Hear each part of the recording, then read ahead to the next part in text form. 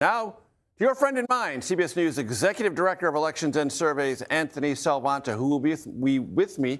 I will get that. He will be with me tonight as we bring in the results and dissect them. Let's go back to Kentucky's 4th Congressional District. You got it up?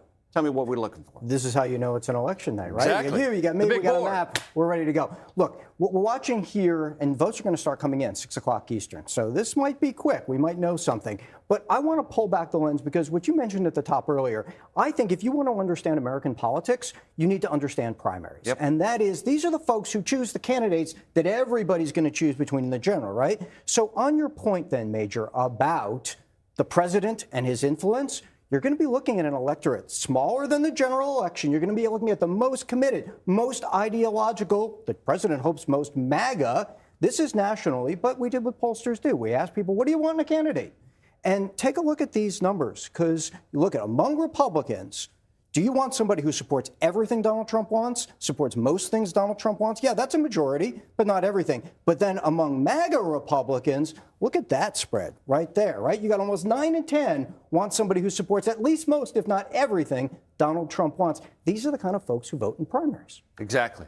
And when we look at other states tonight, Georgia, Pennsylvania, we've got Alabama. What's on your mind? So I'm going to take one of those, Pennsylvania, because... Okay. 4 House races. 4 House races. The road to House control runs through very few states, frankly, and Pennsylvania is one of them. And that is because you have a number of districts, all here in eastern Pennsylvania, along the Delaware River. We'll break them all down tonight. But suffice it to say, big picture, these are marginal, Republican-leaning districts Democrats think they have a chance to pick off. And if they do that, they have a better chance to flip the House. And that big picture, I'm going to go back to the slides here, and I'm going to show you this.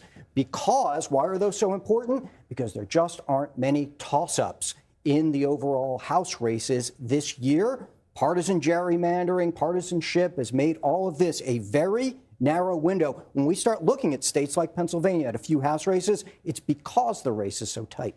And Pennsylvania strikes me as interesting, Anthony, because uniquely on the map this midterm election cycle, it did not go through a redistricting, redrawing of the lines. Right. It has 4 organically competitive House races. Right. I'm going to give you an example of one, just to pick one, okay? You look at the presidential race in some of these districts we're going to be talking about tonight, and I picked the 7th, but I could have picked any of them, right? This is a marginal district. This one narrowly voted for Donald Trump. It has voted for Democrats. This is close. What we use is presidential vote as a kind of a proxy for the partisanship of the district. We'll talk a lot about that, but these are the reasons that the parties target these kinds of places. And of course, one of the enduring lessons of the Trump experience in American politics, he has a dramatic turnout effect on presidential races in which he is at the top of the ballot, less so in midterms when he is not. Probably the central question this year. Can the Trump campaign apparatus, the Republican campaign apparatus,